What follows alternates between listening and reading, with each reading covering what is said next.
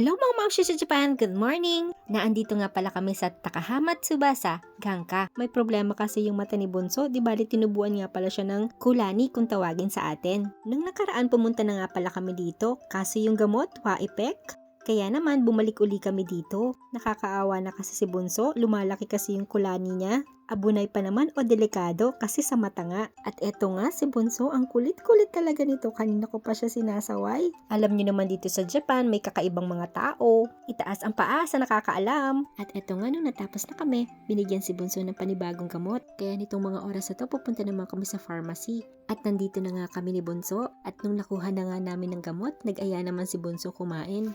Happy birthday, Mommy! Happy birthday, Mommy! Happy birthday, happy birthday!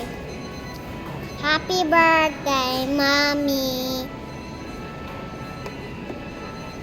This? Ay, just wait there. Okay.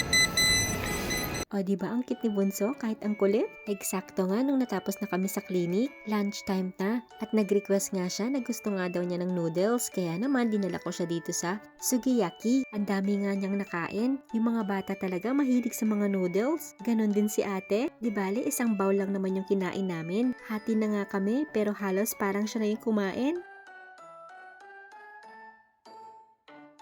At yun nga, nung natapos na kami kumain, dumiretso naman kami dito sa supermarket. Bibili nga pala kami ng bigas. Naubusan na kasi kami. At nung nakapili na nga kami, sabi ni Bunso, iligay ko daw sa kanya. At siya na daw ang magbubuhat. Ilang beses ko na nga siyang tinanong kung nabibigatan siya. Sabi naman niya, hindi naman daw. Ang lakas niyan. Nandito na rin kami, kaya naman bumili na rin ako ng ibang kailangan namin. At eto nga, magbabayad na rin kami. Nung natapos na nga kami, umuwi na rin kami. Ay, napakabigat na talaga ni Bunso. Akala mo, mason?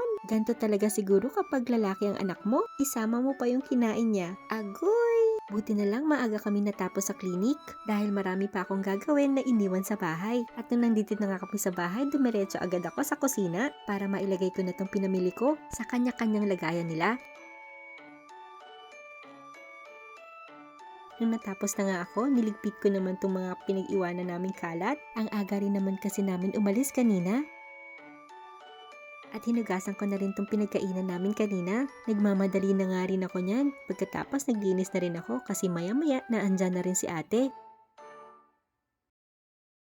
At ayun nga, sabi nga, piliin pa rin natin maging mabuting tao kahit na may mga taong ayaw sa atin. Sabi nga sa isang scripture, kapag binatukan ng bato, batuhin mo ng tinapay. Ibig sabihin, kahit na ang laki-laki na ng kasalanan nila sa'yo, imbis na ibalik mo rin yung ginawa nila sa'yo o i-curse mo man sila, mahirap man pero sabi, ibalik pa rin natin yung kabutihan at ipagdasal natin sila. Sa ngayon, hindi man nila makita yun, pero merong isang matang laging nakatingin sa'yo at lagi niyang tinitingnan ang puso mo. Yun lang po, salamat!